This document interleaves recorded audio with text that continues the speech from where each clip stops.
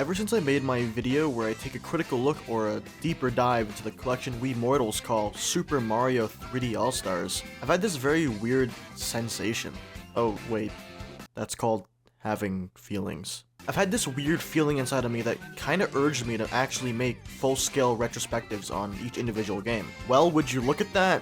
If you read the title, which I'm sure you did, here's the one where I decided to take a critical look at Super Mario Galaxy, the apparent true successor to Super Mario 64. Even though Odyssey exists, and let's not forget Super Mario Galaxy 2, wait, never mind. Nintendo does, so I guess I'll do the same. I guarantee you there's a percentage of people at Nintendo who probably still think Super Mario Galaxy in some ways is still the game's true sequel. Sunshine fans will forever be crying. Let's talk about Super Mario 128 for a moment. As mentioned in previous videos, this was the original true successor to Super Mario 64. The tech demo here was created to show the kind of technology that could be used while trying to perfect the movement in 3D games while utilizing different types of environments. The demo featured 128 different Marios all moving around on an environment that kept changing. The demo was later shelved in favor of using the technology elsewhere. I say shelved and not canned because it wouldn't have gotten repurposed in other ways if they decided, we don't really need spheres. The flat earth is better. Except it was taken and put into the development of an actual Mario game almost straight away, as long as we don't count the fact that a few years had passed. This would lead to the creation of so many people's favorite game, Super Mario Galaxy. Every century, on the night before the Star Festival, a comet passes over the Mushroom Kingdom, causing bits of stars to rain down from the sky. Dear Mario, I'll be waiting for you at the castle on the night of the Star Festival.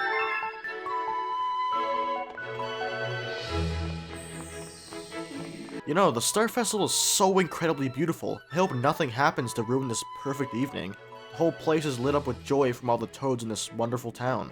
What the fuck, Bowser? Thank you for ruining the vibes. Never mind. Why would I ever thought Bowser could ruin the vibes when I have something like this? Wait a minute, is that a fucking UFO? Looks like somebody's mastered space travel. Yep, fine. Take her. And her castle into space. Just don't knock me into space as well. Where the fuck am I? Hey, you. You're finally awake. Oops. Good thing I gained an additional Mario earlier. How is it possible to have an extra Mario, if only one of them is supposed to exist? We meet up with this lovely lady after chasing some bunnies around. She gives us a cool little spin and asks us to help her out. If you're familiar with the Rosalina spin in Super Mario 3D World, imagine that except, you know, actually good. I absolutely love this thing. It's one of the most useful things Mario's ever had in his entire moveset. I myself am not able to perform stuff like this because I'm not very good. But the spin does allow you to break the game just a teeny bit. After traveling around these planets, not only am I not going to mention how everything all controls here because I want to save that for the point where I can freely talk about this stuff, but we also obtain this thing called a Grand Star. It takes us to this place called the Comet Observatory. The Comet Observatory is by far my favorite hub world in any 3D Mario. Looking around, it may seem like it takes place within the empty vastness of space. Just look at how beautiful the stars are. But if we turn around, we get to see something truly amazing. I'm not just talking about Rosalina here, I'm talking about the entire area. The atmosphere is just incredible. The Comet Observatory is home to these things called Lumas. They are star children. Rosalina takes care of them until they are ready to be born to all sorts of different things. Some turn into galaxies, some turn into power stars. The various domes that are located around the area are where we access all the levels we go to. They all look really cool. The places all of these are located in make absolutely no sense at all. I'm not gonna question it, but hey, we have some in the fountain, or the kitchen, which is normal. How about her bedroom? Out of the absolute ton of these that exist, my favorite one is definitely the garden. It's such a peaceful place. One of the greatest parts of the Comet Observatory is the music. Just listen to how lonely the place feels. Bowser sapped the place of all its energy and stole all the stars powering it. As you collect more power and grand stars, the song evolves, adding more instruments, and it genuinely feels more like a home than before. More Lumas are around, Captain Toad, and even Luigi. The song is definitely one of my favorites because of the way it makes me feel. I will always love the observatory no matter how much time passes.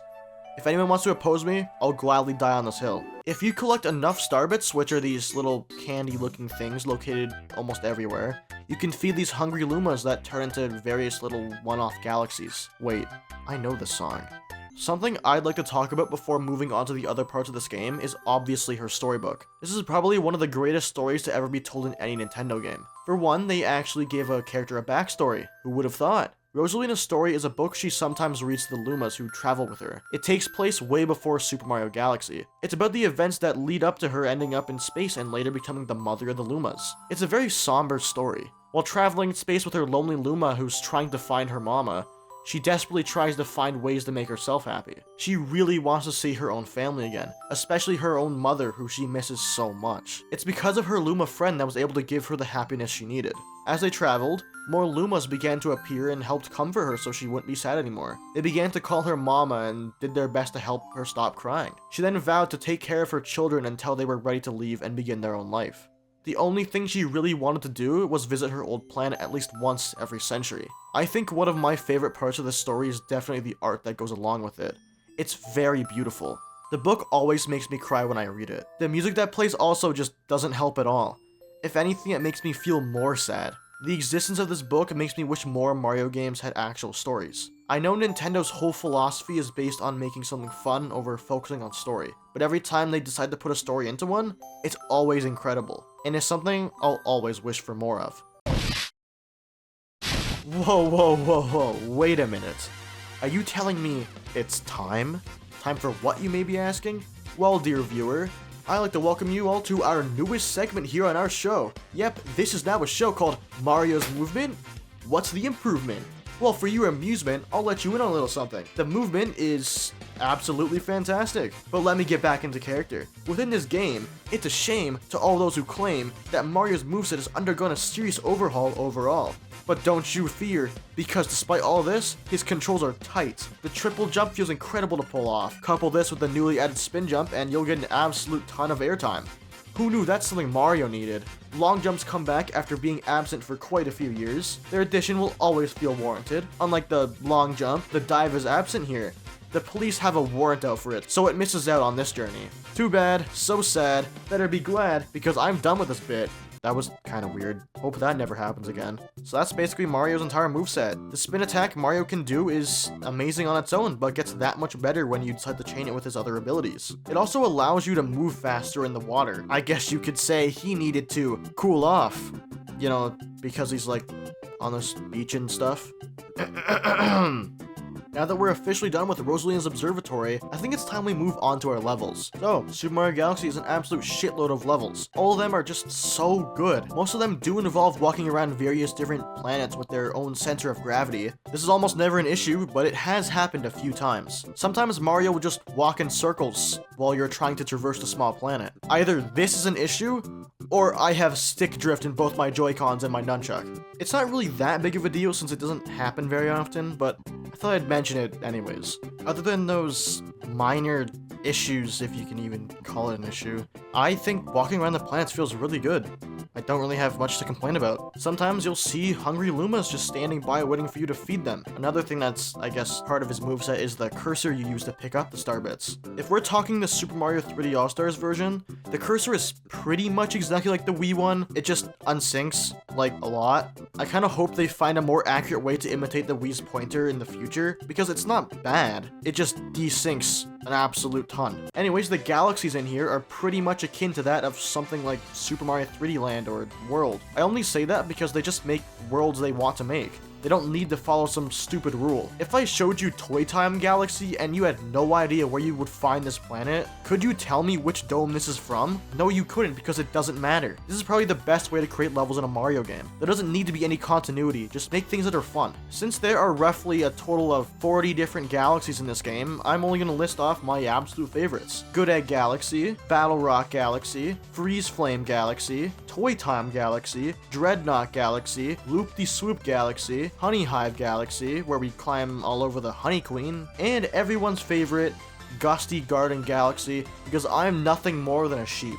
The motion control ball levels fucking blow. My heart absolutely sinks whenever I'm playing one of these. They aren't hard, just stressful. I like Golden Leaf Galaxy, but I kind of wish it wasn't just a mirrored reskin of Honey Hive. Ooh, instead of a giant M, we get an L. Oh, and there are bunnies now instead of bees. After a little while, the levels will start getting these things called prankster comets. These are just little challenges the game throws at you to get you to come back and fully complete a galaxy. Completing a level with 1 health point, timer challenges, Luigi's purple coins. Yeah, this level in particular is just fucked.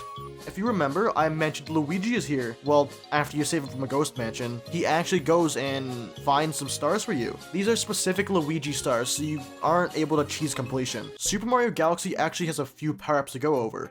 Not all of them are good or, useful, but they do have a few of them, believe it or not. The bee mushroom turns Mario into a bee. He can float for a little bit and is essential for certain stars as it makes him weigh literally nothing. The rainbow star turns him invincible. The boo mushroom turns him into a ghost. Really fucking weird, but okay. Super Mario Galaxy is the first non-spin-off Mario game to feature the ice flower. If we're talking about when it was actually first featured, that was in a Mario and Luigi game, like 2 years prior. The power-up allows him to walk or skate on both water and lava, creating little surfaces beneath him. Fire Flower does exactly what you think it does. The red star allows Mario to fly for a certain amount of time before going away. It's not very useful unless you like flying around everywhere. Our final power-up is the one and only Spring Mushroom. This bad boy is the worst power-up in the entire game. Mario is constantly in a jumping state, so you can't really control him very well. By holding down the A button, he does a massive jump, sending him high into the air. If you die using this, it's okay. I don't blame you.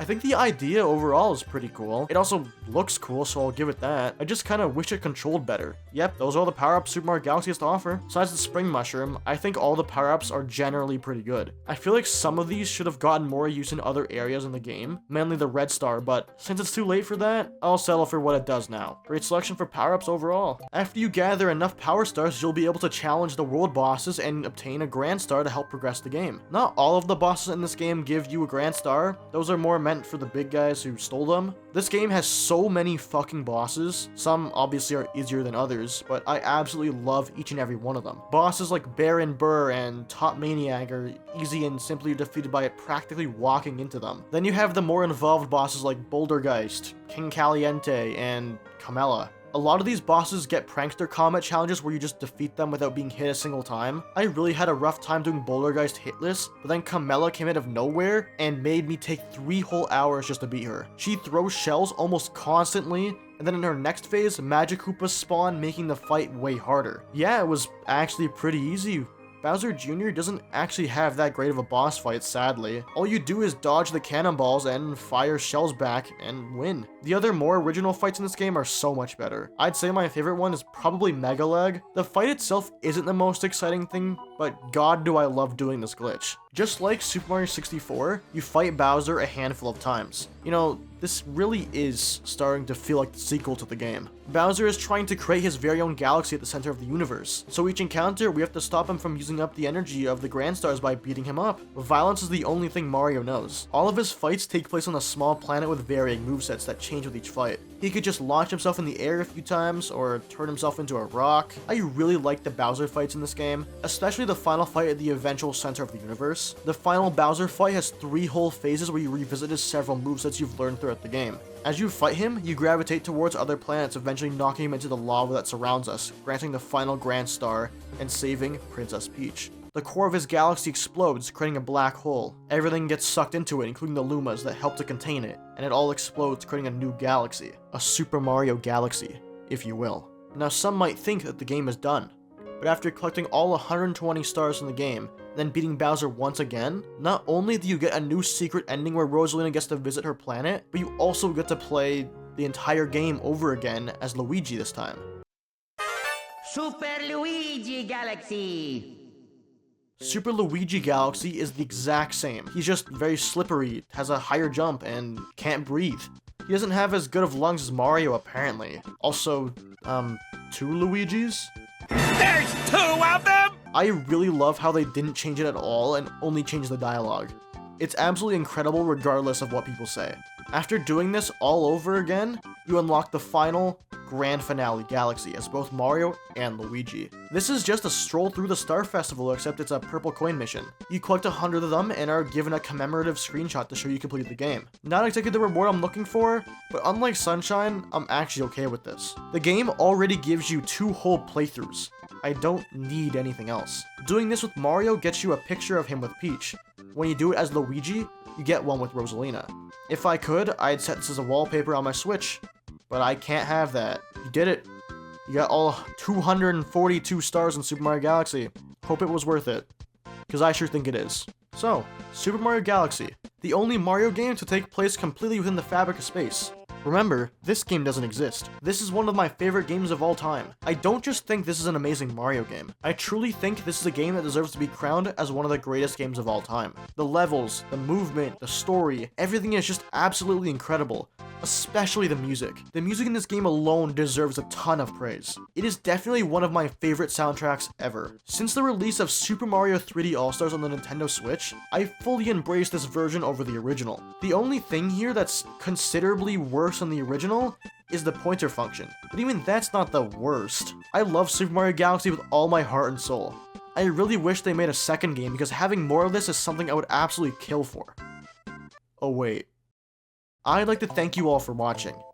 If you liked today's video, please make sure to like, comment, and subscribe as it helps me tremendously in the YouTube algorithm. I recently got partnered with YouTube, and it's all thanks to the support of everyone who's been watching my content. I've been thinking of creating a channel membership, but I'm not exactly sure what to do for it since I don't want to lock people out of enjoying my videos. If you have any ideas for things I could do, please let me know as it would always be helpful. Anyways, I've said too much. I'll see you guys soon. I hope you all have a great rest of your day. Bye bye.